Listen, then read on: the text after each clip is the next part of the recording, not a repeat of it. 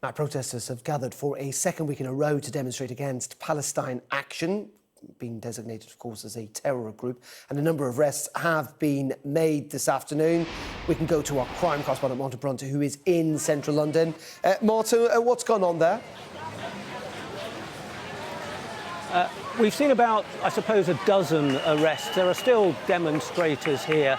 And I imagine to the school parties and the tourist groups and the families who are out here enjoying the sunshine and looking at the Houses of Parliament, it all looks very dramatic. The truth is, it's been very orderly.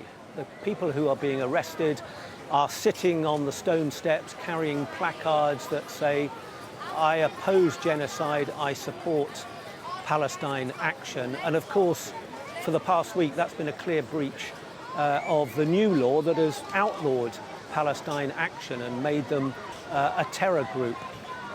It's been orderly, as I said. One or two of those arrested have been handcuffed. We've seen a couple of people carried away, but I think that doesn't demonstrate that there's been any major altercation. I think it's explained by the fact that people who've come here expecting to be arrested are taught to go floppy when the police try and lead them away. So that inevitably ends up with some people being carried off. Last week, the day after Palestine Action was proscribed, the police made it very clear to anybody who was coming to demonstrate that there were certain things they could not do or they would breach the law. And that was broadly showing support or encouraging support for Palestine Action. The day began at 1 o'clock. There was a bit of a standoff.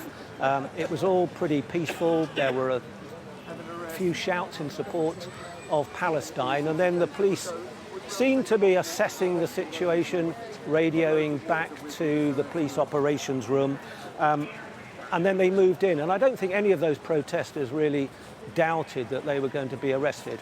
I spoke to one or two who said, yeah, I fully expect to be arrested. I'm prepared for it. But this is my way of showing that we feel this is a very unjust action in outlawing Palestine Action. OK, Martin, thank you very much indeed. Martin Bronte live for us in central London. Thank you.